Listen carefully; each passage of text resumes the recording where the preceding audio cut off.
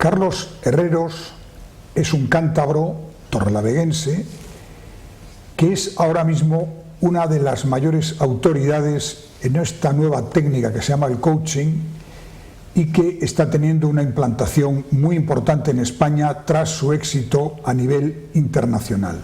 Pero además, la biografía de Carlos Herreros daría para más de un programa de televisión, porque es economista, conoce muy bien y ha sido y es censor jurado de cuentas, ha intervenido en multitud de procesos empresariales, pero ahora está volcado en esta técnica del coaching y fundamentalmente de eso y de otros temas es de lo que hablaremos esta noche. Buenas noches, Carlos. Buenas noches, muchas gracias. Pues empezamos con el coaching. Muy bien. Quizás, bueno, en los últimos años es verdad que ya se ha hecho divulgación de esta técnica, pero si tuviéramos que explicarlo con brevedad, ¿cómo se lo explicaría a nuestros espectadores? Pues muy brevemente, el profesional del coaching, una persona como yo o mis colegas, tratan de ayudar a una persona o a un grupo de personas para que cambien, para que modifiquen alguna conducta, algún comportamiento, incluso algún pensamiento con nuestra ayuda. Pero tiene que quedar claro que corresponde a ellos la modificación, el cambio, y que no nos corresponde a nosotros. Y por lo tanto, y esa es una cuestión importante, no somos responsables ni de los éxitos ni de los fracasos. Bueno, de los fracasos puede que sí, de los éxitos en ningún caso. Esa persona que creo yo que equivocadamente ejerce nuestra profesión y dice que ella es capaz de cambiar a otras personas, que es capaz de hacerles tener hábitos nuevos, pensamientos nuevos, pues mire usted, yo francamente no creo en ello, porque creo que es difícil que desde fuera alguien intente cambiar a otra persona. Pero dicho muy resumidamente, se trata de ayudar a otra persona a que cambie sus pensamientos, ideas, acciones, hábitos, pero es a esa persona a la que le corresponde el cambio y la que tiene todo el mérito del cambio. Y bajando ya al terreno práctico, ¿cómo actúa un coaching? ¿Se entrevista con la persona o el grupo de personas? Sí. ¿Requiere mucho tiempo? ¿Cómo funciona eso? Bueno, efectivamente puede haber, en el caso personal, reuniones con personas con un factor clave que es el factor de la confidencialidad. Es decir, tenemos que asegurar al cliente, a la persona que viene a hacer el coaching, que todo lo que nosotros hagamos con él está sometido a la más estricta confidencialidad, es un secreto de confesión, por así decirlo, y desde luego lo primero que tenemos que hacer es ganarnos, yendo ya a cómo trabajamos, lo primero que tenemos que hacer es ganarnos la confianza de la persona. Si no hay una relación de confianza, es imposible que se pueda trabajar. Y lo siguiente es, hay una serie de técnicas,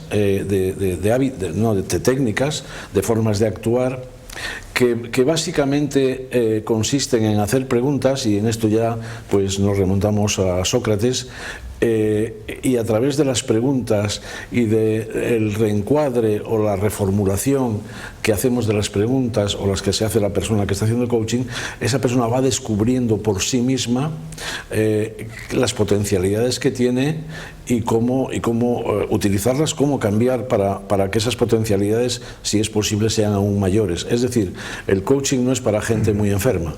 Yo tengo un amigo inglés que lo define muy bien. Dice, existen personas que están mal y personas que tienen malestar. Bueno, pues el coaching es para las personas que tienen malestar, no para las personas que están mal. Normalmente cuando se habla del coaching se piensa en ejecutivos, empresarios, personas con responsabilidades más o menos importantes, políticos, profesionales de éxito.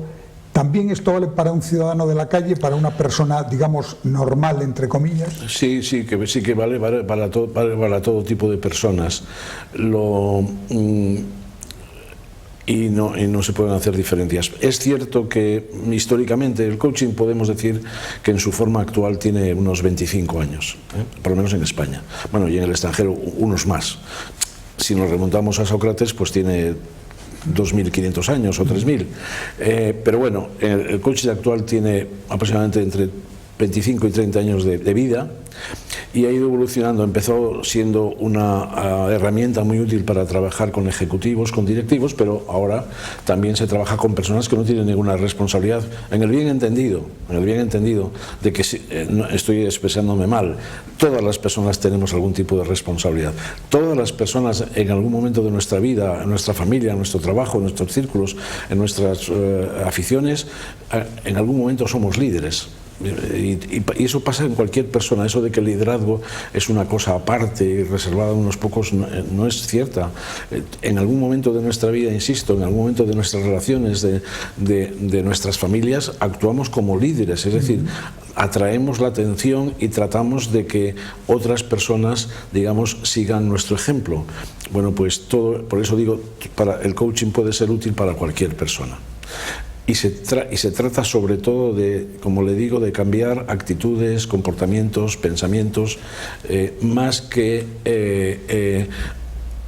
y actitudes, comportamientos y pensamientos concretos, definidos. Tampoco podemos decir que somos capaces de cambiarlo todo de una... Bueno, nosotros no, que la persona es capaz de cambiar todo en 8, 10, 12 sesiones, y así ya le he hablado de la duración aproximada, 8, 10, 15 sesiones entre 1 hora y hora y media, aunque la primera puede ser más larga, y también indagando cuando es necesario en los antecedentes de esa persona o de ese grupo. Es decir, que se sabe perfectamente que desde que nacemos y en los primeros meses y años de nuestra vida se está conformando nuestro cerebro. Nacemos con un cerebro que, como todo el mundo sabe, es incapaz de mantenernos vivos. Por eso somos los mamíferos que más tiempo necesitamos en madurar, más tiempo necesitamos para madurar. Y por eso le digo que el coaching abarca solamente 2 o 3 aspectos concretos, no la generalidad de la existencia, de la vida, de las preocupaciones, de los intereses de una persona. Bueno, esta es una ciencia que quizás, pienso yo, que avanza uniendo procesos mentales con el funcionamiento propio del cerebro, y da lugar a esto que llamamos ahora la neurociencia. Usted conoce bien este campo. ¿Hasta qué punto se puede llegar en estas investigaciones del funcionamiento del cerebro y de cómo, a través de técnicas, podemos utilizar mejor nuestra capacidad o incluso modificar el funcionamiento cerebral? Bueno, no sé si lo conozco bien, pero es cierto que llevo 8 o 9 años estudiando y preocupándome de aplicar la neurociencia al coaching por una razón fundamental, porque la neurociencia hoy por hoy es el único fundamento científico que tiene el coaching. Y claro, la ciencia es importante, porque lo otro pueden ser buenas voluntades, pueden ser grandes deseos, pero si no tienen un fundamento científico, yo les auguro una vida relativamente corta. Del cerebro sabemos muy poco, pero sabemos, de los últimos 20 años hemos dado grandes avances en el conocimiento del cerebro. Por ejemplo, uno importantísimo y que sirve para el coaching, pero sirve en general para la vida, es que hasta hace apenas 30 años se pensaba que el cerebro con el que moríamos era igual que el cerebro con el que nacemos. Es más, el que moríamos estaba un poco deteriorado. Hoy se sabe que, y se ha demostrado científicamente que el cerebro está continuamente cambiando y que el cerebro con el que nacemos no tiene nada que ver con el cerebro con el que morimos y no tiene nada que ver con los estadios del cerebro en las etapas intermedias de la vida. Otra cosa muy importante que se sabe es que el cerebro es plástico, es decir, que cambia, que es modificable. Porque si no fuera modificable, ¿qué sentido tendría el coaching o cualquier otra profesión de ayuda mental? Si el cerebro no cambia, pues nuestro margen de cambio sería más bien estrecho. Por lo tanto, primero, el cerebro cambia, es plástico. Segundo, ¿cómo cambia el cerebro? El cerebro cambia fundamentalmente cuando, de manera repetida, prestamos atención a algo que hasta ese momento no había merecido nuestra atención. Por lo tanto, hay 2 palabras fundamentales cuando se habla del coaching en la neurociencia, que es atención y repetición. No basta con una sola vez. Luego, por ejemplo, se pensaba que las emociones eran algo añadido al cerebro que no añadía más que confusión, que no añadía más que dificultades, que no añadía más que problemas. Y hoy se sabe perfectamente que las emociones son importantísimas para nuestra vida y que sin ellas no podríamos vivir. Hay experimentos, sobre todo de un gran portugués que vive en Norteamérica, que se llama Antonio Damasio, y este hombre es neurocientífico y trabaja con personas con dificultades mentales cerebrales, con lesiones cerebrales, bien lesiones de tipo normal, ya digamos, o bien lesiones por situaciones traumáticas, accidentes, etcétera. Y este hombre ha demostrado que las emociones son imprescindibles para la vida. Y es muy curioso porque el primer indicio de que esto era así se sabe hacia 1860 o 60 y tantos, cuando se están construyendo muchos de los ferrocarriles norteamericanos. Hay un obrero, un capataz, que está haciendo una barrena en la roca para meter dinamita y volar la roca para hacer la vía del tren. Y por razones desconocidas, cuando está presionando la dinamita, explota la dinamita y la barrena le entra por la parte inferior por el cuello y le sale por la parte superior de la cabeza. Entonces esa persona no muere y además aparentemente es normal, pero es una persona que antes era un trabajador ejemplar, un padre de familia ejemplar, un ciudadano ejemplar, y de repente pues no se acuerda de nada, no va al trabajo, se emborracha. Bueno, murió el hombre pobre y era todo porque el barreno no había aparentemente afectado a la parte superior del cerebro, pero había afectado a la parte de las emociones, que estaría, si esto es el cerebro y estos son nuestros ojos, la parte de las emociones estaría aquí en lo que se llama el sistema límbico. Es muy curioso porque el cerebro de esta persona, Nicolas Gage, está en un museo en Boston. Yo le he visto allí. Y ese es el primer indicio de que las emociones, que se consideraban algo accesorio, algo divertido, bueno, o triste, pues no, que son esenciales para la vida. Bueno, un tema interesantísimo este de los avances en el estudio del cerebro. ¿Usted cree que en este campo vamos a ver en un plazo relativamente corto de unos pocos años avances importantes? Bueno, ya los está viendo. Por ejemplo, otra cuestión que se ha descubierto en los últimos 20 años son lo que se llaman las neuronas espejo. Y las neuronas espejo quiere decir que cuando nosotros vemos bueno, el ejemplo más claro es cuando alguien estornuda o se ríe. Si nosotros estamos viendo a esa persona y la tenemos que ver no a través de una cámara de televisión, sino la tenemos que ver en directo. Y además tiene que haber intencionalidad si esa persona estornuda para querer hacer algo en nosotros, o si se ríe de manera para provocar a nosotros, generalmente no funciona. Pero si son actitudes naturales o reacciones normales, nosotros tendemos a respirar, a estornudar, y tendemos a reírnos. Y esto lo han descubierto con respecto a simios, a los grandes simios, y luego naturalmente tenemos nosotros el mismo mecanismo. Ese es un mecanismo fantástico para la supervivencia y para la convivencia, porque es que tenemos también una cierta capacidad para leer la mente de los demás, y esa cierta capacidad, que no la tienen otros animales, ni siquiera los simios, o la tienen muy limitada, es una de los pegamentos útiles para vivir en sociedad, entender las intenciones de los demás. Por lo tanto, sí que está habiendo grandes avances, y yo espero que haya más. En este momento está habiendo grandes avances, incluso con aparatos lógicamente muy sofisticados, intentando modificar algunos circuitos cerebrales, aunque algunos otros han fracasado, como por ejemplo hubo una época en la que personas con ataques epilépticos se le hacía una operación en el centro del cerebro, que el cerebro tiene dos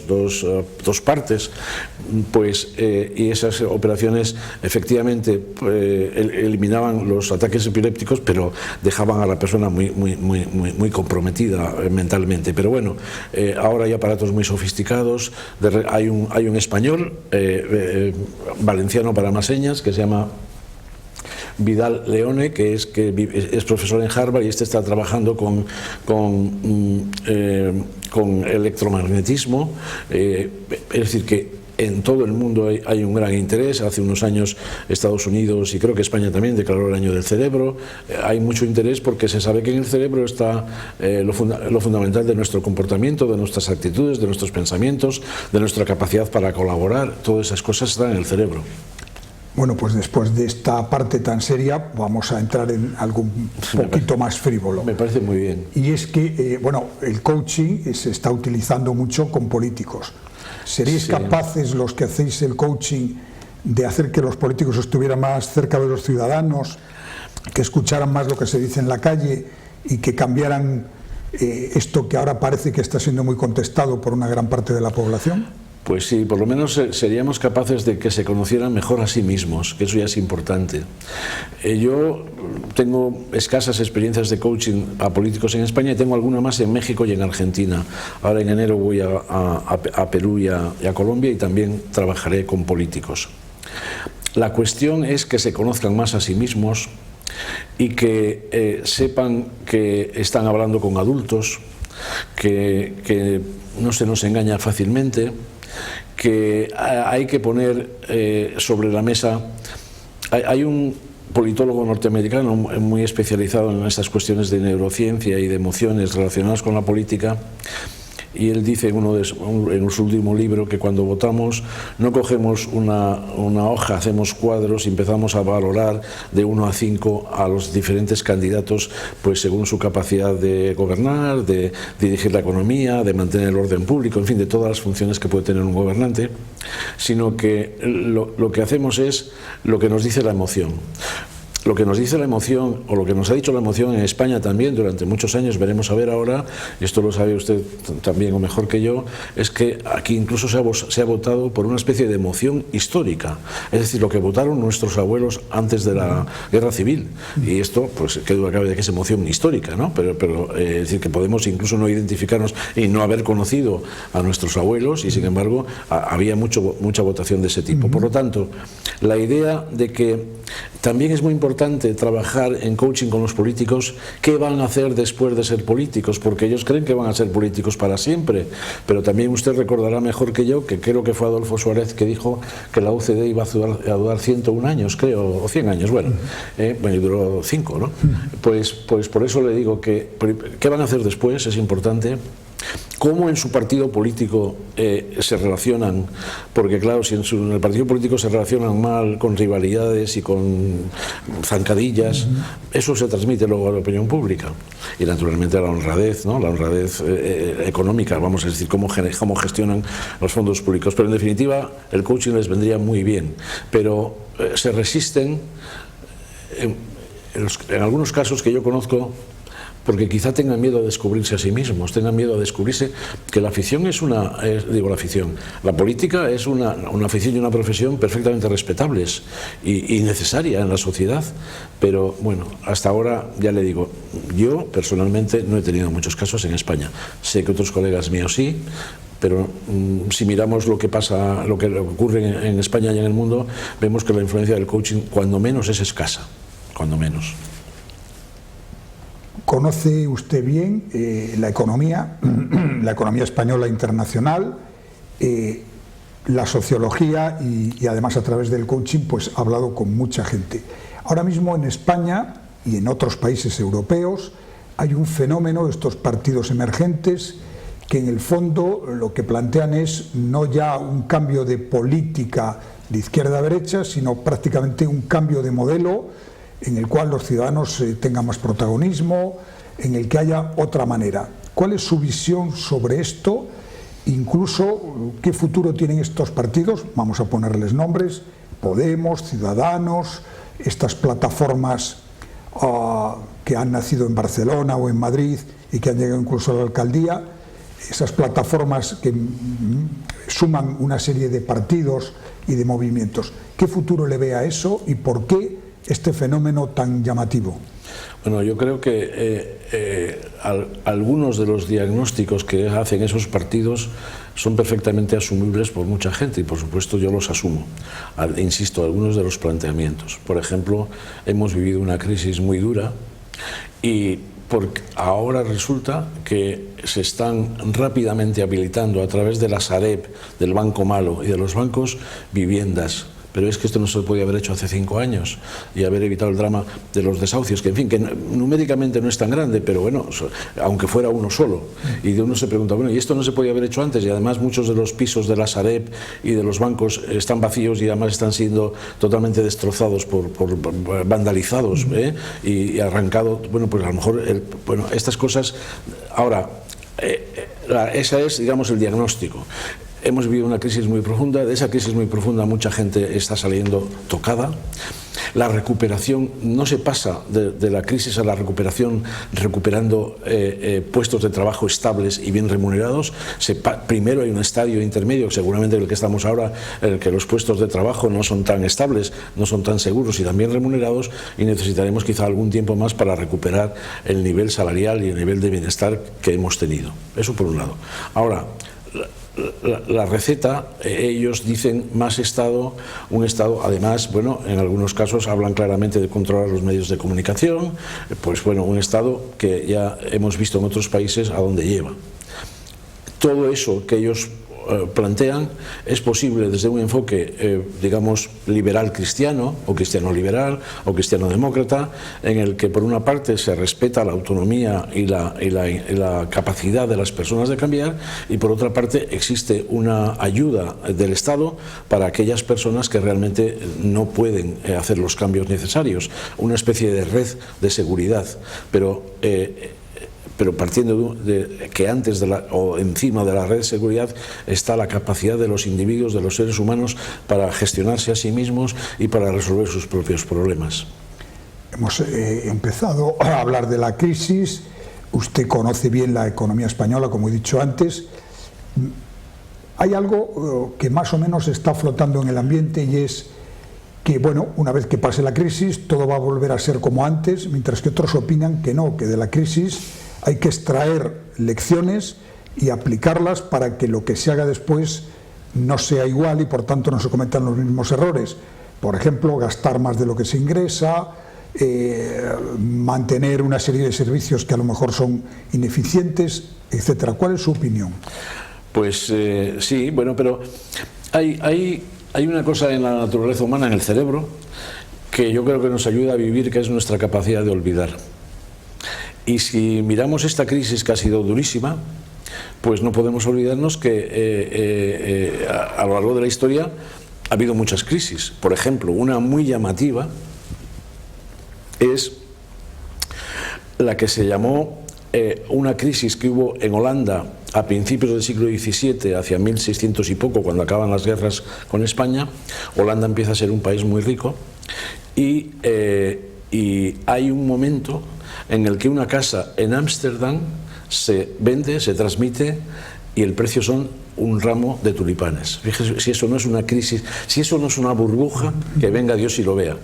Es decir, a lo largo de la historia siempre ha habido burbujas, y es que tenemos una capacidad de olvidar. Ahora, por lo tanto, nuestro modelo de crecimiento era un modelo de crecimiento basado en la burbuja, basado en la especulación, basado en el que, bueno, eso lo dijo hace años un ministro socialista, este es el país del mundo en el que es más fácil hacerse rico en poco tiempo. Bueno, hacerse rico en poco tiempo no debería ser fácil en ningún país del mundo. Otra cosa es que debe ser fácil, o debería ser fácil, encontrar un puesto de trabajo digno y bien remunerado. Por lo tanto, yo creo que es posible que a largo plazo volvamos. Bueno, por cierto, y las estadísticas están, la construcción está volviendo a renacer. Como no haya luego un control sobre el crédito hipotecario, podemos volver a otra burbuja inmobiliaria perfectamente. De hecho, en algunas zonas de algunos países la burbuja inmobiliaria no ha dejado de crecer. Por ejemplo, en Londres y todo el sureste de Inglaterra, los precios de la vivienda son astronómicos y fuera del alcance de cualquier persona de clase media, y eso puede volver a ocurrir también en España. A corto plazo obviamente no, pero claro, la cuestión está en el control del crédito, cómo se concede el crédito. En cuanto a salir de la crisis con otro modelo productivo, bueno, el modelo productivo yo creo que no le puede imponer el Estado. El Estado sí que puede, a través de medidas fiscales, sobre todo, y en algunos casos subvenciones, aunque creo menos en ellas, pero sí en las medidas fiscales, puede incentivar algunos sectores. De hecho, ya lo hacen en el impuesto sobre sociedades, hay incentivos a la investigación y al desarrollo. Es decir, y también cabe incentivar a los jóvenes para que sean emprendedores. Yo creo que esto está cambiando en los últimos años, porque yo no conozco estadísticas recientes, pero estadísticas de hace 8 años nos decían con claridad que estudiantes de empresariales y de económicas, que hombre, no es que la carrera tenga que influir en que uno sea emprendedor o no, pero bueno, parece que entra más en contacto con el mundo de la empresa y eso le podía ser más atractivo, pues a pesar de todo eso el 80% querían hacer una oposición a un cuerpo del Estado. Esto creo que no pasa en ninguna parte del mundo, por lo tanto, pero claro, también históricamente, y volvemos a la historia, aquí yo creo que hemos tenido un prejuicio muy grande contra quienes ganaban dinero. Y yo creo que ganar dinero está muy bien si se hace dentro de las reglas del juego y se paga. Las reglas del juego incluyen los impuestos, lógicamente. Por lo tanto, sí que es posible cambiar de modelo, no porque lo imponga el Estado, porque el Estado es difícil que imponga nada, pero sí que el Estado puede ayudar poniendo algún tipo de incentivo, que en todo caso será transitorio, porque el mejor método de cambio de modelo es que los que emprendan nuevas actividades, como ya lo están haciendo, están encontrando que sus productos tienen mercados y que son rentables. Bueno, llegamos al final de la entrevista, pero ¿en qué está trabajando usted ahora? Usted ha publicado muchos libros, muchos ensayos, ha dictado muchas conferencias. Ahora mismo, ¿qué está en el telar, o sea, en el ordenador de su despacho con proyección de futuro? Pues estoy trabajando en algo que precisamente está relacionado con la pregunta que me ha hecho anteriormente. Y es que seguramente las organizaciones, y por organizaciones incluyo a las empresas, pero también cada vez más a otras organizaciones sin ánimo de lucro, no gubernamentales o gubernamentales, es decir, el conjunto de las organizaciones. Hay una tendencia, bueno, en el mundo desarrollado lógicamente, que empieza a manifestar que el nivel de conciencia de las organizaciones no se corresponde con el nivel de conciencia al que estamos llegando los individuos. Una cuestión muy interesante, y que por lo tanto la conciencia de las organizaciones tiene que cambiar, y tiene que cambiar lógicamente hacia mayor libertad, mayor responsabilidad, etcétera. Estoy trabajando sobre eso porque me parece un tema apasionante. Están saliendo libros, no en español por ahora, pero espero que salgan, sobre uno que se llama Reinventar las organizaciones, de un belga. Hay un inglés que escribió, la llama La segunda curva, que es la idea de que en nuestra vida hay más de una curva y tenemos que iniciar una curva antes de que la anterior esté agotada. Hay otro que se llama La calidad del trabajo. Está saliendo muchas publicaciones, en las universidades se está trabajando mucho porque se cree que hay que adaptar, insisto, el nivel de conciencia. El nivel de conciencia quiere decir el nivel de tener en cuenta no solamente a los empleados, sino a los clientes, a los proveedores, al conjunto de la sociedad, al tenerlos en cuenta en la planificación y el desarrollo de las empresas, porque si no, las empresas, va a haber una especie de brecha entre lo que piensan los ciudadanos y lo que hacen las empresas, cuyo objetivo final no debe ser ganar dinero, ese debe ser un medio. El objetivo final es supervivir, la supervivencia. Y por lo tanto, ese es un tema interesante en el que estoy trabajando. Pues muchísimas gracias a Carlos Herrero, experto en coaching, un cántabro ya universal, que nos ha explicado, yo creo que con mucha claridad, en qué consiste esta técnica, y sobre todo nos ha contado cosas muy interesantes sobre la economía y la sociología. Muchas gracias y buenas noches. Muchas gracias a usted y buenas noches.